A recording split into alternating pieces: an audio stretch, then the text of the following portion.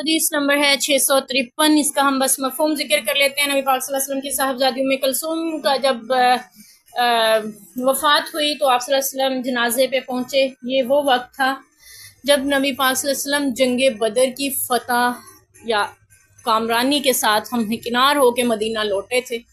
تو اس وقت میں جشن کا موقع تھا، لیکن نبی پاک کی صاحبزادی دنیا سے رخصت ہوگی. اسلام کی پہلی جنگ تھی اور پہلی بڑی اور کھلی فتح تھی. قرآن نے اس کو یوم الفرقان سے تعبیر کیا ہے.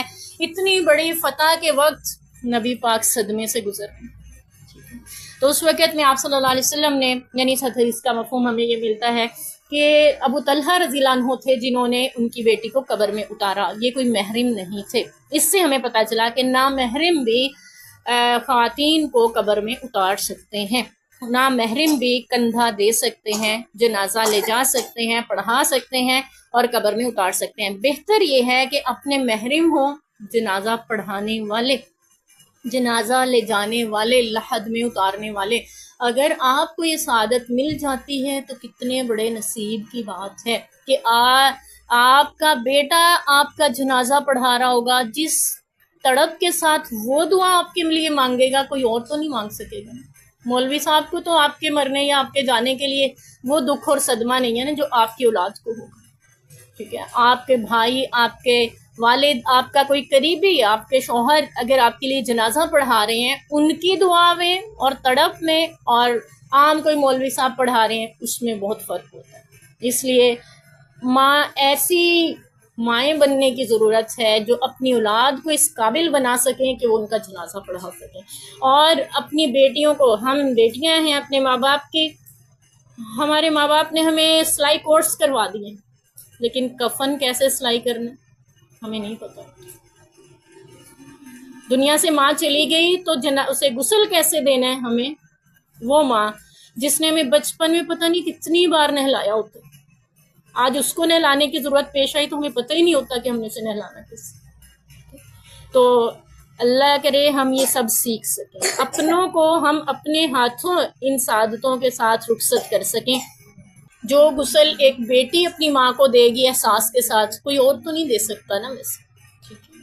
تو ہمیں تو ہماری بچی روح نکلتے ہی وہ ایک خوف طاری ہو جاتا ہے انسان کو.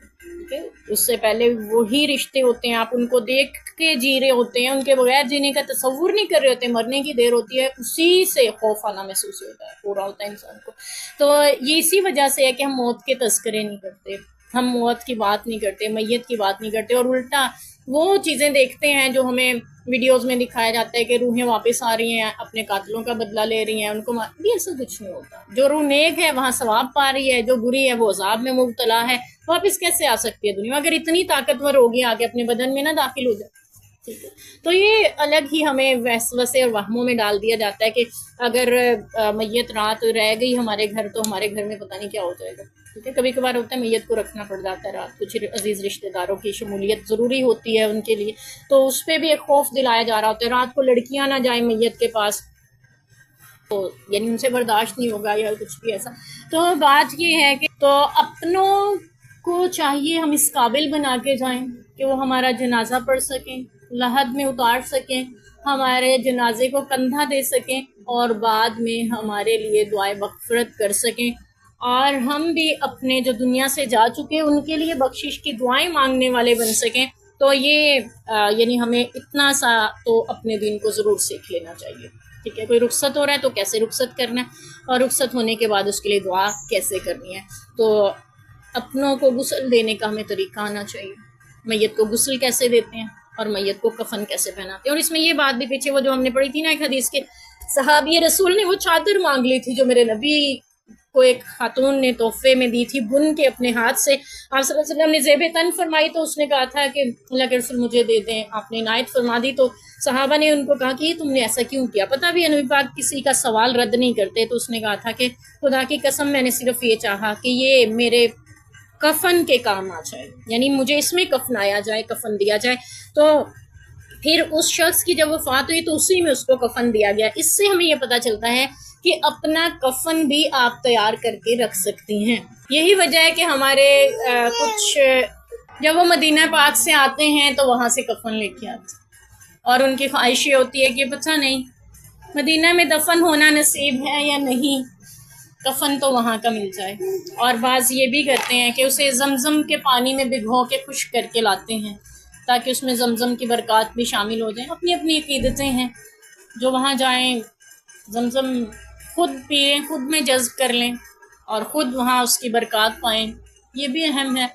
تو بہرحال یعنی اپنے کفن کو اپنے لیے تیار کیا جا سکتا ہے پہلے سے۔ یہی وجہ کہ ہماری اکثر خواتین بوڑھیاں جو ہوتی تھیں وہ اپنا کفن خود کاٹتی تھیں سوت اور اس سے تیار کر کے رکھتی تھیں، اور وصیت بھی کر کے جاتی تھیں کہ جب وہ مر جائیں تو وہ ان کو یہی کفن پہنایا جائے۔